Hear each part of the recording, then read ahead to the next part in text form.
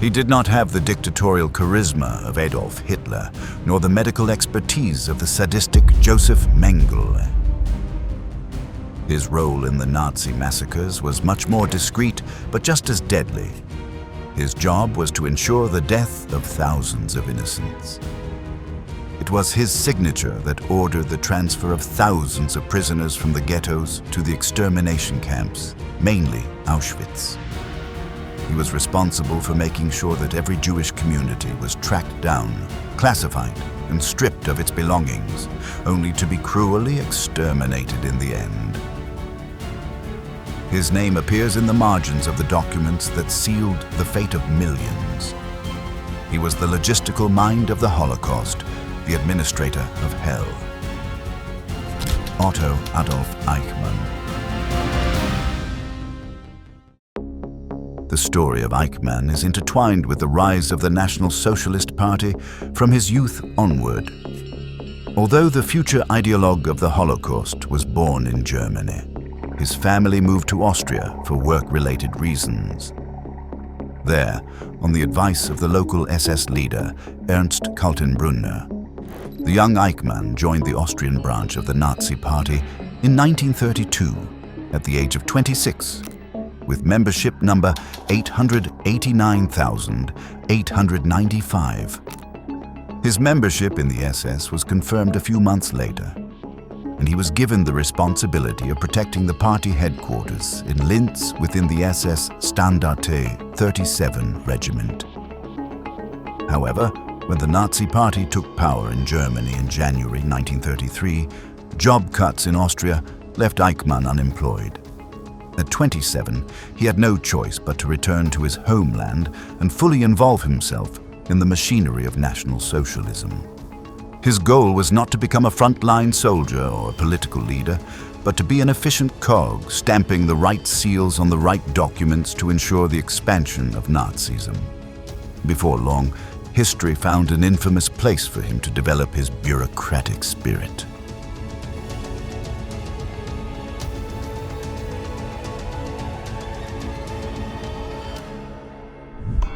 Back in Germany, Eichmann became a very useful asset for the Nazi state. He was a reliable, effective functionary, capable of anything as long as it meant carrying out the orders given by his superiors. He had no morals and no scruples in his actions. Eichmann understood the world as a web of power relations that had to be respected. The growing political violence and ethnic persecution promoted by Adolf Hitler's movement did not trouble him. The idea of restoring Germany and of that supposed superior race gave him a purpose that kept him working. And it was that spirit that allowed him to climb the Nazi hierarchy. In 1938, after his appointment to a key position in the Reich Main Security Office, which was in charge of all Jewish affairs, Eichmann began to design the macabre plan for which he would be known years later. In that position, he had privileged access to the inner workings of National Socialist segregation policies and to the way in which the German authorities sought to purge the nation of the communities they considered undesirable. Like any good bureaucrat, Eichmann made use of every manual, every register, and every document about the German railway system to design the perfect mechanism. It was necessary to transport thousands of people from the ghettos in the cities to the extermination centers, which were generally located on the outskirts. And all of this had to occur at the same time as the massive territorial expansion that Germany had in mind. By 1939, with the advance into Poland and the incorporation of hundreds of thousands of prisoners into the system, the plan that Eichmann had sketched out had to start becoming a reality.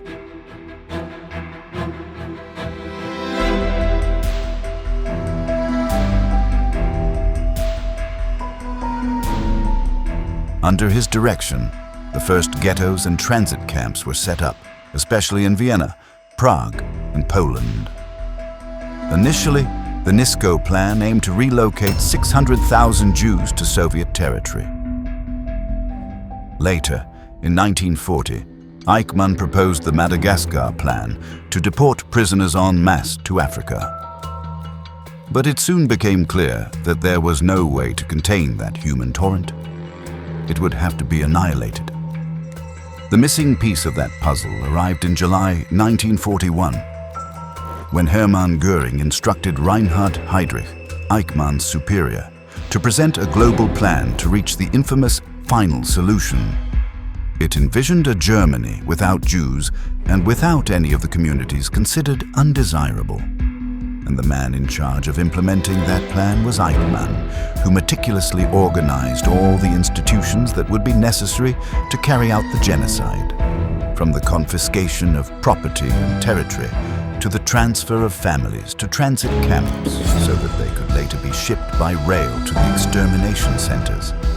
From the registration of those arriving to the evolution of the systems designed to annihilate the prisoners.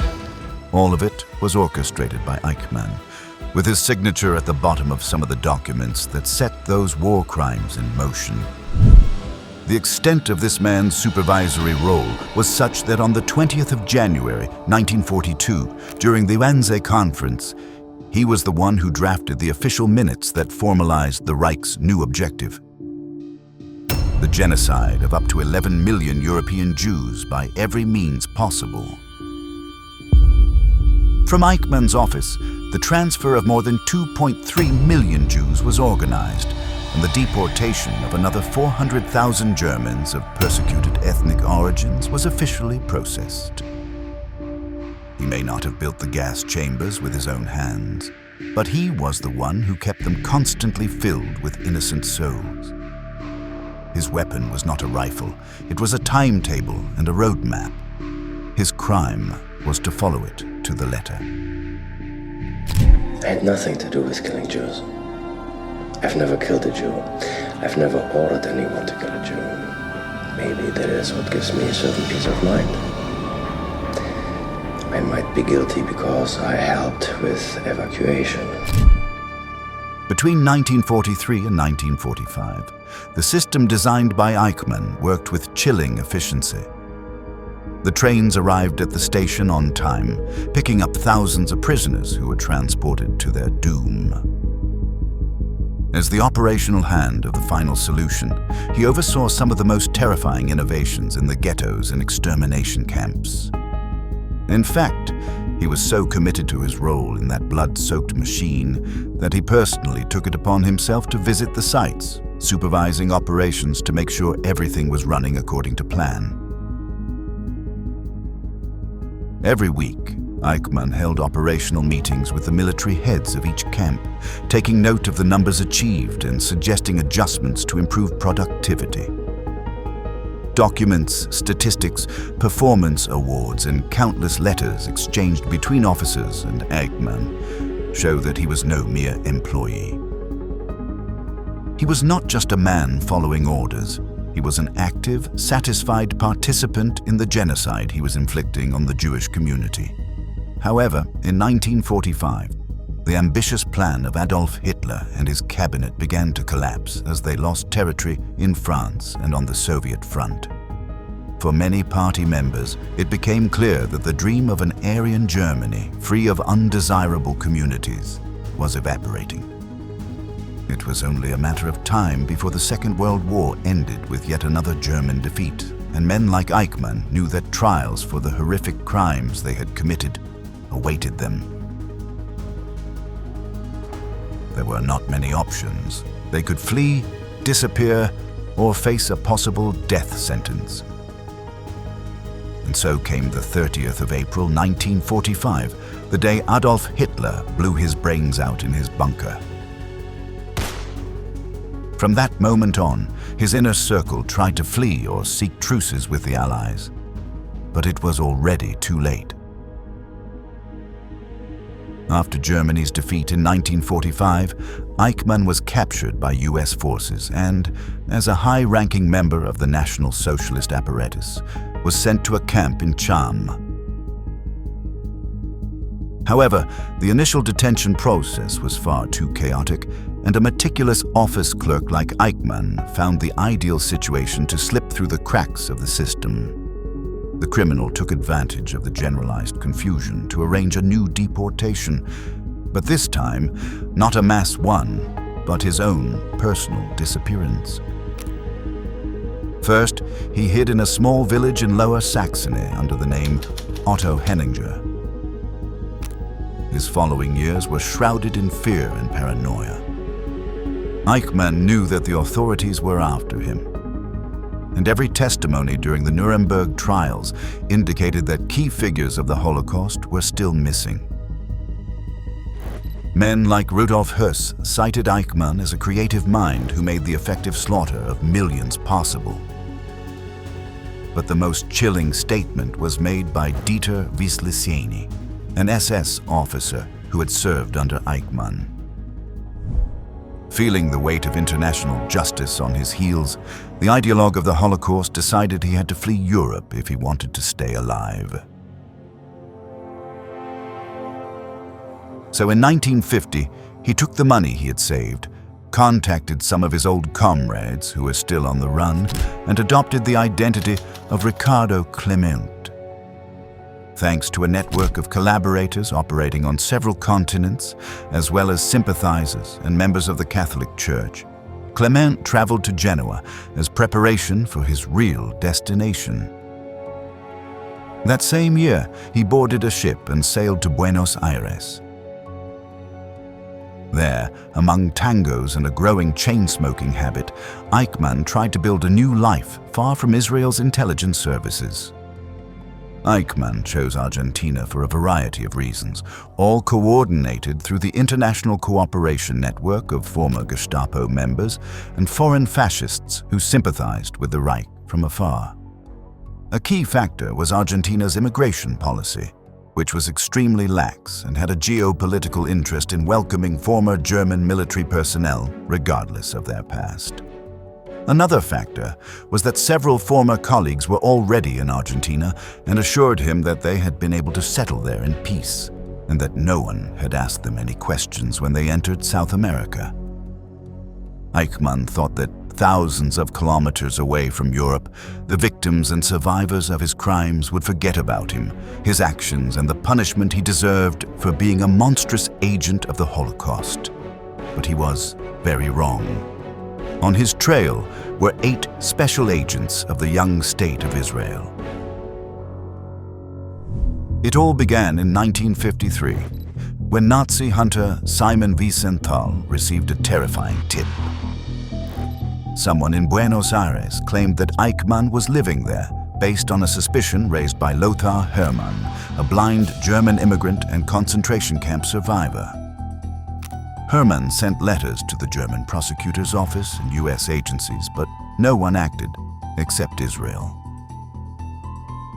7 years later, on March 1st, 1960, the chief interrogator of Israeli intelligence, Zvi Aharoni, arrived in Argentina. After a week of investigation, he was able to confirm the fugitive's identity and notified his superiors. Since the Argentine state routinely rejected extradition requests for Nazi criminals, Prime Minister David Ben-Gurion chose to order Eichmann's illegal capture. Thus, a team of 8 agents was assembled to seize the criminal at his humble home in the city of San Fernando, a small, lonely house located on Garibaldi Street. That is why, on the night of 11 May 1960, they set Operation Garibaldi in motion. Eichmann's screams fell on deaf ears. He had chosen a remote house with almost no neighbors, and that is why his cries in German received no answer. Eichmann was taken to a safe house, where he was interrogated. He first claimed to be Ricardo Clement and then Otto Henninger, until he finally admitted his true identity. On the 20th of May 1960, the Mossad smuggled Eichmann out of the country, drugged, disguised as a mechanic and carrying a false passport, and flew him to the city of Haifa in Israel. There, the architect of genocide waited behind bars for the start of his trial. Once in the custody of the Israeli authorities, Eichmann tried to distance himself from responsibility for his decisions, claiming that he had merely been a bureaucrat following orders. However, that version is completely undermined by the level of involvement and the number of initiatives that he personally set in motion, significantly increasing his government's capacity to annihilate. But unlike Nuremberg, this trial was not against Nazism as a whole. It was against a man, against a cog in the machinery of evil. On the 15th of December 1961, after an exhaustive process in which Eichmann's degree of responsibility and his alleged role as a simple operative obeying orders were debated, the court was ready to deliver its verdict. Now, in a 300-page judgment, Eichmann is found guilty of crimes against the Jewish people, crimes against humanity, and war crimes. The verdict made Eichmann liable to become the first man to be executed under a civil court verdict in the state of Israel. Sentencing comes 4 days later. Eichmann to die on the gallows. The sentence was carried out in the early hours of the 1st of June 1962 in Ramla prison. Eichmann died claiming his country, his cause, and his legacy, without asking for forgiveness, without remorse. He only uttered a few words. "We will soon meet again. Such is life." His remains were not buried. Israel wanted to make sure that Eichmann would have no grave, no shrine, and no symbol. His body was cremated, and his ashes were scattered at sea beyond Israel's territorial waters. Not a single molecule was to remain on sacred ground. His story did not end in an extermination camp, nor in the clandestine shadows of Buenos Aires. It ended in a courtroom lit by truth and on a silent gallows that spoke for millions of dead. His capture was a warning, his trial a lesson, and his execution a catharsis for a world that needed justice. And with that, we reach the end of a grim episode. If you want to keep discovering the most tragic and fascinating events of the past, we invite you to subscribe to our channel. With nothing more to add, we say goodbye until the next episode. Thank you for joining us.